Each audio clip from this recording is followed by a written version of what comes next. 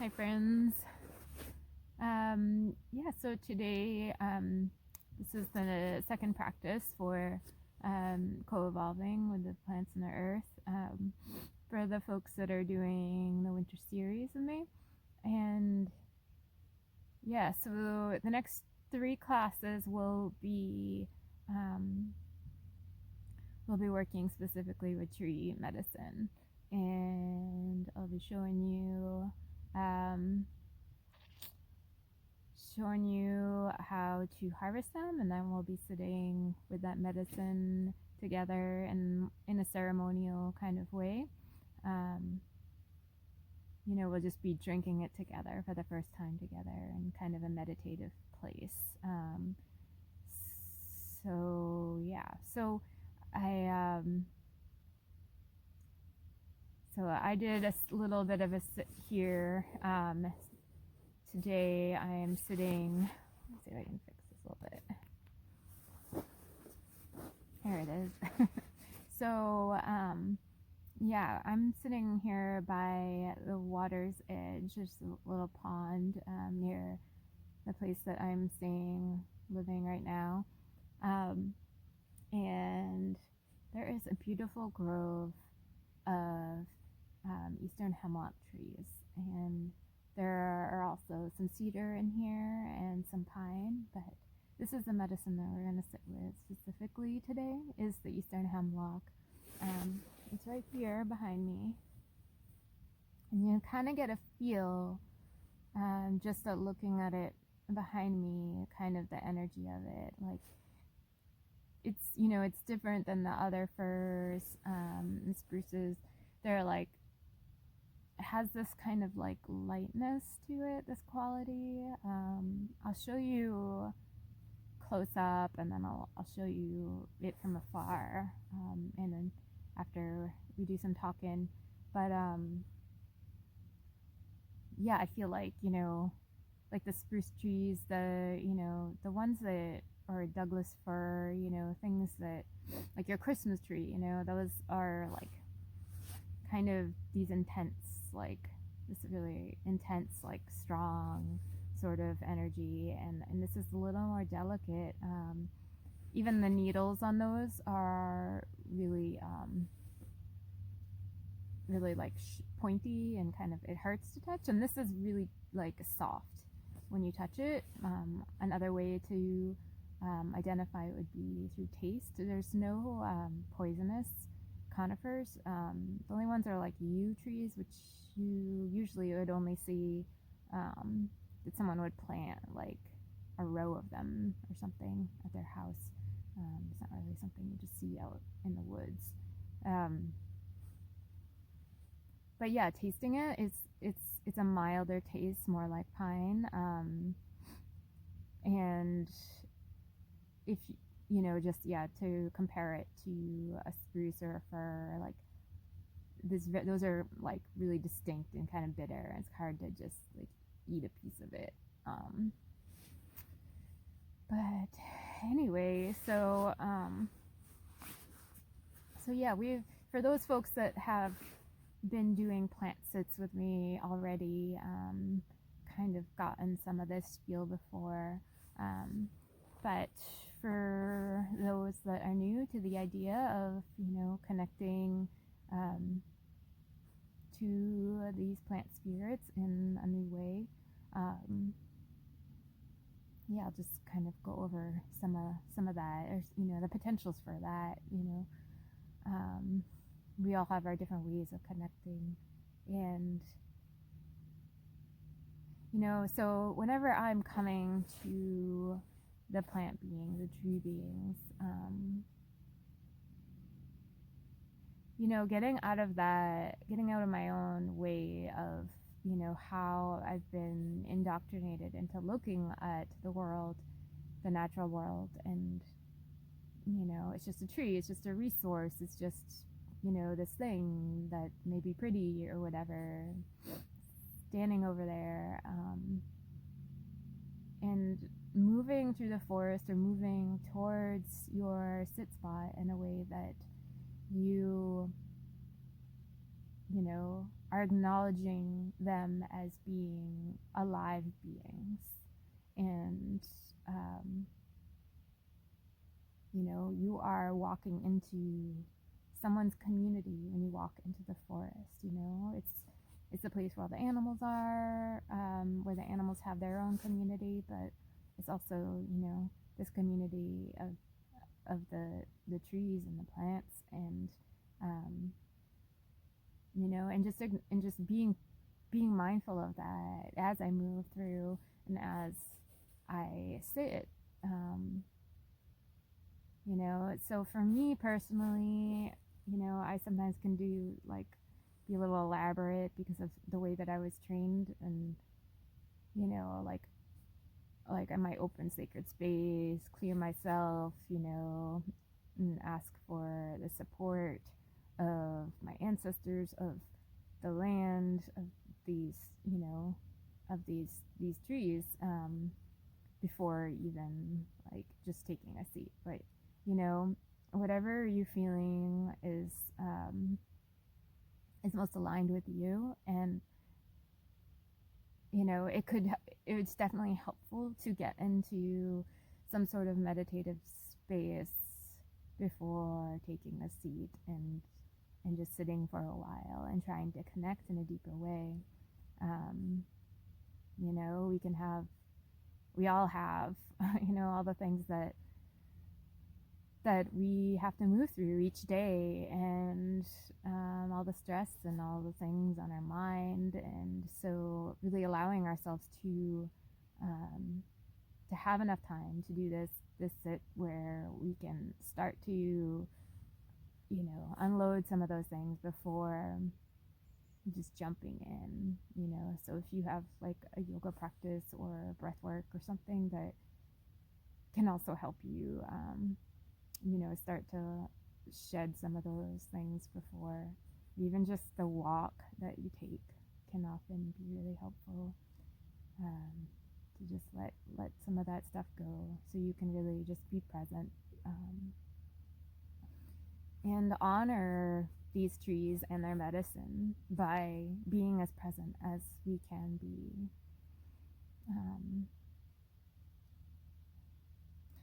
So yeah, I picked this tree here, this eastern hemlock, because it's kind of like growing at the very edge of the water, and I love the water, so I feel like connecting to those realms, and it's like pretty amazing how it's just curved up growing in this way. I'll show you a better picture later, but it's really comfortable. So so I have like this nice place to just sit back. And I was also, while I was sitting here, I straddled it too, to try like another way of connecting, and then just putting my third eye up to the tree, and just allowing myself to just resonate in that way. And yeah, and also, in the middle of a pandemic, I feel like, for some of us, like not having a ton of physical contact right now, and that's not very healthy for our human spirit. I do definitely think that we need to be careful right now in general, and that's my stance, with the human world. But my point is that you know there are all these trees that need hugs, and yeah, I mean, in the same way, like of like just like jumping on a tree like you would a person. It's like, hey, give me some, like, you know make sure there's that invite first before just invading someone's space. um you know Slowly move in for the hug. um but yeah, just I've just to yeah, this is me getting a little sidetracked, but I feel like the idea of having being reminded that there's all this life around us that is safe to be close with right now. Um, and yeah, and if you're doing a plant sit, like, you know, the closer and more intimate, you know, that you are able to have this relationship with them, then, you know, you might be able um, to connect in a different way. Um, yeah, I mean, you know, in other plants that we've worked with, I've talked about, you know, you can kind of do like Reiki with the plants, and, you know, and so I might take some leaves and hold them between my hands, see what I notice. Um, you know, send the tree some love, but also just feeling the vibration of that tree, feeling the energy of it, you know, anything that you notice. Um, so it's interesting because I've been sitting here for a while, and um, yeah, I was just a little while ago, this chainsaw started going off, and it stopped when I very interestingly when I um, started playing a drum earlier, and so, you know, a person could have just heard me or cross the pond, but I'm not sure. I was playing the drum because I was thinking about like sound pollution, and like, so thankfully the um, chainsaw stopped. But yeah, I was thinking about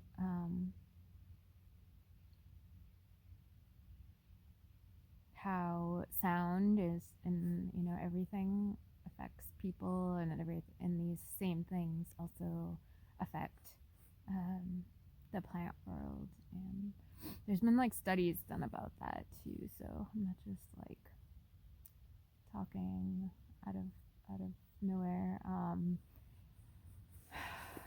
But anyways, yeah, so, you know, I'll show you some closer images and explain a little bit more visually about what this plant looks like. But um, when you're sitting with the eastern hemlock, and to be clear, not to be confused with the water hemlock, the poison hemlock, that's a very different. It's a plant, and um, yeah, it's not a tree. It's not a big coniferous tree. It's a plant, and we're not working with that. You know, and these are the colonizers' names for these plants, these trees. I don't know how this this tree has been, you know, referred to by different indigenous people. Um, you to find this tree, you um, it likes to grow in, like, you know, shady, kind of dark parts of the forest that are a little wet. Um, it should be, you know, as far as the folks that are in this class so far, should be able to find it. If you want to send me like a photo of a close up of it, just to be sure we're all sitting with the same tree. You could do that, and you can also like look online the close-ups of, of the, you know, of the leaves, the needles, and comparing them to spruce and fir, and even pine. Pine is pretty distinctly different though. Yeah, and so, you know, I mentioned something about the way, you know, the energy that I sort of feel from the plant, like how it looks and stuff, and you know, and that's something else that people traditionally have done as far as learning the medicine of a tree or of a plant. It's just like visually sometimes they give you some sort of clue about their medicine. This is sometimes referred to as the doctrine of signatures. I'll show you as well the tree, like the bark itself. Right here, some of it is like this reddish tinge to it. Yeah, just to clarify, as far as I think when I first started studying medicine many years ago, when I would see bark, my head would always like think of like the trunk of a tree. But usually when one talks about working with the bark of a tree, like you can get that just from the small branches, so you're not like severely damaging a tree.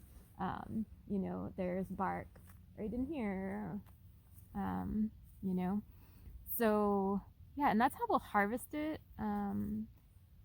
So like, I think that I will just take like this whole piece right here.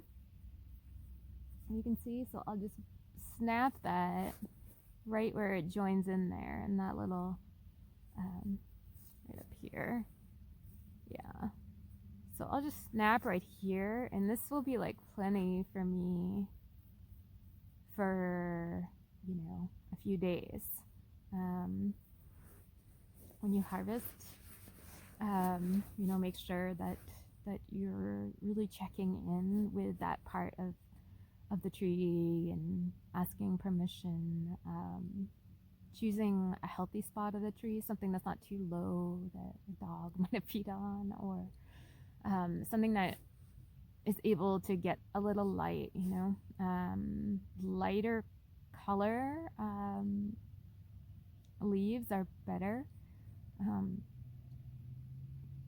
Just the amount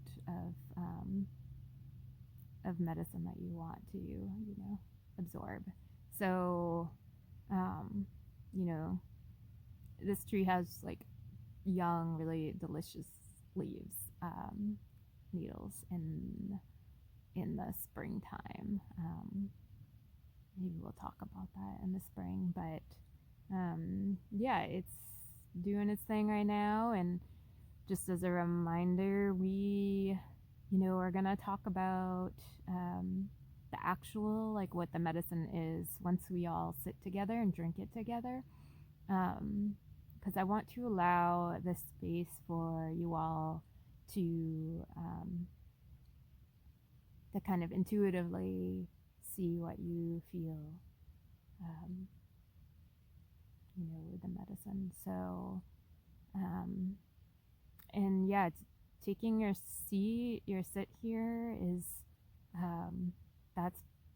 that's what, you're primarily doing, If you have stuff going on, you need some support around, you can ask out loud even,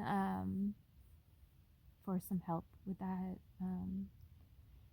But you are just sitting and meditating and being open to any kind of communication. You can ask for specific communication, like, maybe what this medicine is good for.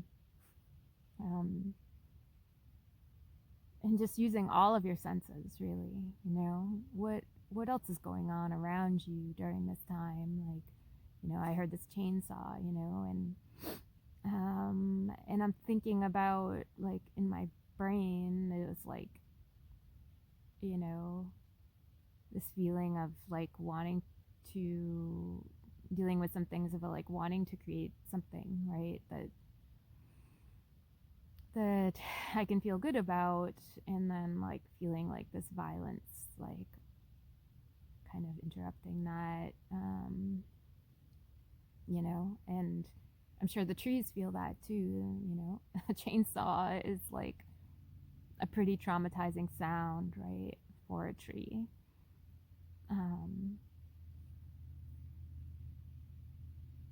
I have no idea what that person was doing. They could have just been like working on some already cut lumber. But anyway, it's interesting how that appeared now, and I feel like, you know, yeah, that's just like something that has helped me connect. The first time that I like really started connecting to plant spirits is it came from a place of empathy. And so yeah, like being open in that way, right? You know, is there a plant that like needs some love? Like when you go into the forest and look at this grove of trees, some of them aren't going to make it, you know. Some of them might be crowding others, or you know, you can kind of get a feel for which trees will make it and which won't. And in general, that's usually how I will select. Um, One thing that will guide me to select which tree I'm going to harvest from is, you know, not a sick tree or something, but like, you know, a weaker one, or one that might be like, you know, disturbing another one. And, you know, yeah, I generally will harvest with these trees, the smaller trees, like the younger ones, because the leaves are also younger. Um, So yeah, I'm gonna take from this one here, I believe. But first thing I'm going to do is check in and see if my guidance is giving me a yes. You know, and so holding the leaves between your hands, feeling into that, feeling if that just feels like a yes or feels like a no, right? And also making an offering, something in exchange, you know, for taking this medicine, you know. Um, it could be a song, and it could be, um, you know, a stone, some sacred smoke. I have in my pocket still. Yeah. Oh, this isn't okay. Well, I have this cool little snail shell. And I don't know, I just felt like that's what I wanted to give as a gift today. So yeah, I hear the chickadees right now, noticing what animals use the tree as shelter, and just noticing, you know, where you feel guided to connect in your own sensory way, you know.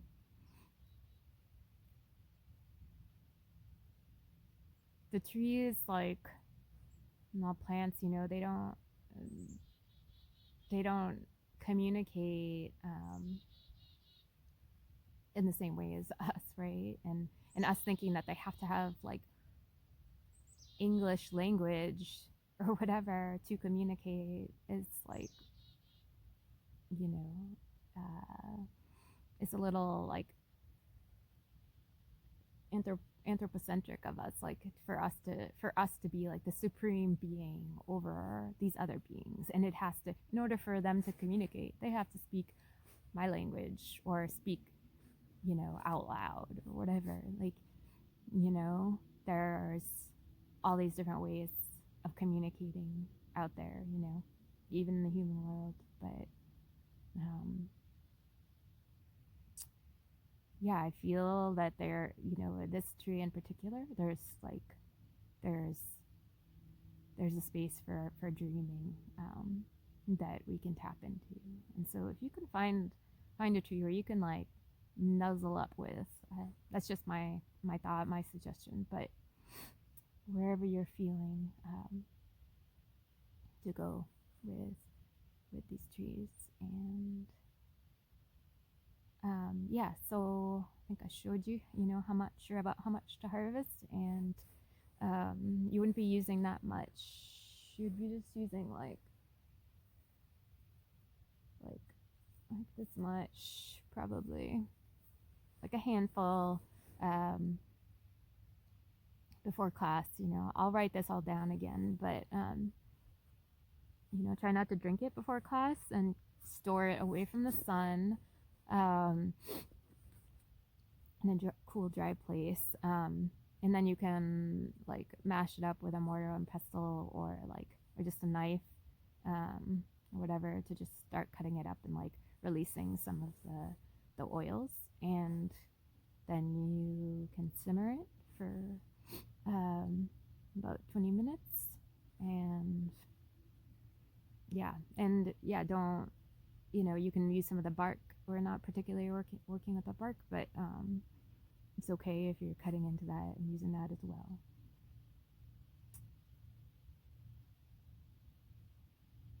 Yeah, so I think that about covers things, and I might sit here a little longer. My feet are a little cold. Remember to to dress warmly, so that's not distracting you too much when you do your sit. Yeah. So yeah, I'll show you guys right now some better images of this tree. Okay. All right. So this is a closer shot here. Frozen ice beneath me here. Go out on the water in a minute. Yeah, and these leaves, like I was saying, they're really soft.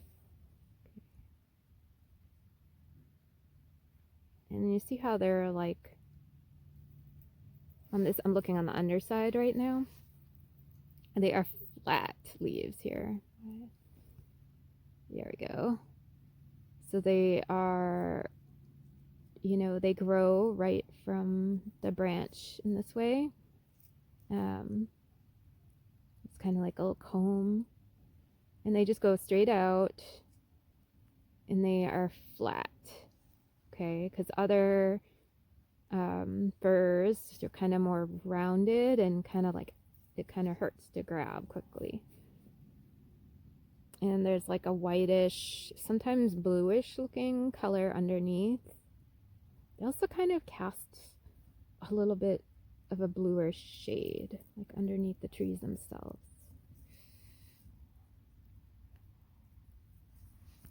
Yeah, so I can grab this without any kind of pain.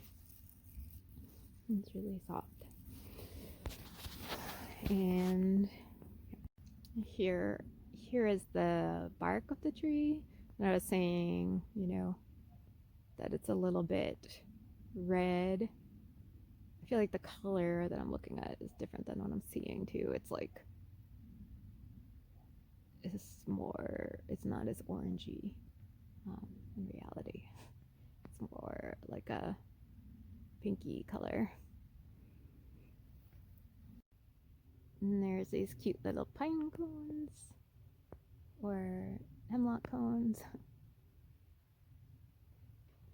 So we'll step away from this tree here. This is the tree that I was just sitting with.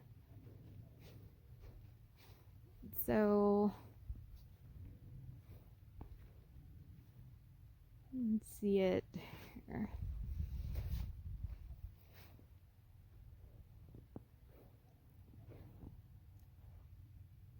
So mostly right around it, those are all hemlocks.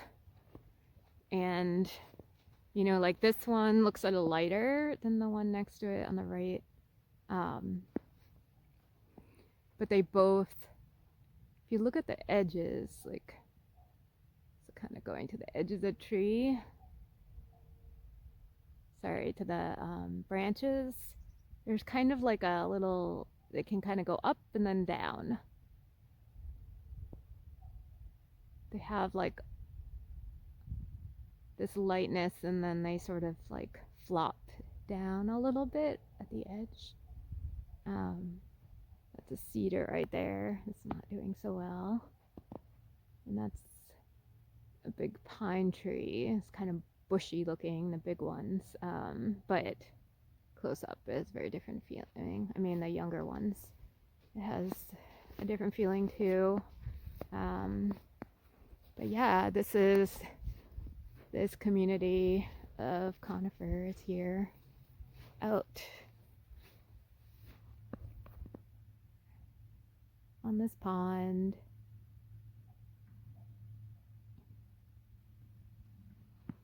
So part of this pond anyway is surrounded by these trees. We'll be talking specifically with this class about some of the history of the tree, the conifers specifically. All right.